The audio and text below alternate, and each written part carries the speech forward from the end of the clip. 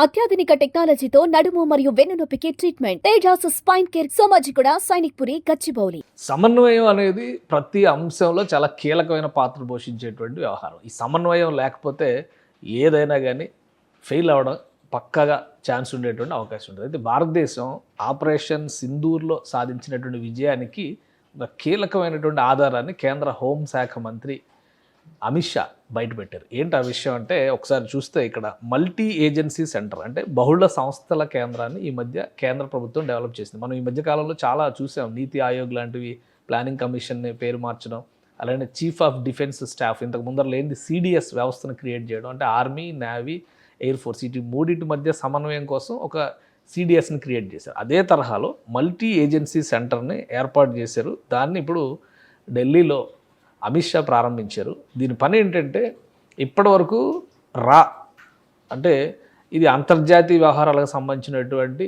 Information gather చేసేటువంటి ఒక ఏజెన్సీగా పనిచేస్తుంది.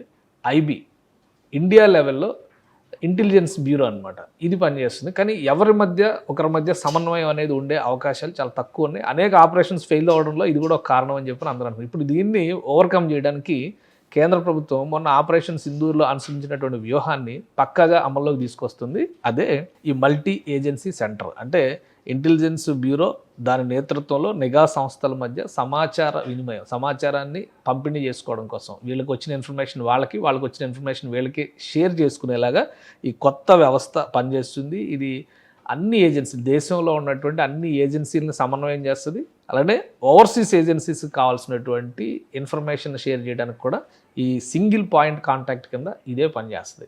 సో నిఘా పెట్టడం ఒకటి, ఆపరేషన్ని క్లోజ్ చేయడం ఒకటి. IC-814 విమానాన్ని తీవ్రవాదులు హైజాక్ చేసినప్పుడు, కాఠ్మండు ఎయిర్పోర్ట్ నుంచి హైజాక్ చేసినప్పుడు ఇంటెలిజెన్స్ బ్యూరోకి ఇన్ఫర్మేషన్ ఉంది, కానీ రాక్ ఇన్ఫర్మేషన్ లేదు. ఈ సమన్వయ లోపం వల్లనే ఈ హైజాక్ జరిగింది అనే రిపోర్ట్స్ చాలా వచ్చినాయి.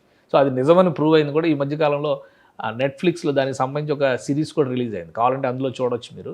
సో ఇప్పుడు భారత ప్రభుత్వం తీసుకున్నటువంటి ఈ మల్టీ ఏజెన్సీ సెంటర్ ఖచ్చితంగా ఆ సమస్యకి చెక్ పెడుతుంది అనేటువంటి సంకేతాన్ని అయితే కేంద్ర హోంమంత్రి ఇచ్చారు. సుమన్ టీవీలో మీ పర్సనల్ అండ్ బిజినెస్ ప్రమోషన్స్ కోసం కింది నెంబర్కి కాంటాక్ట్ చేయండి.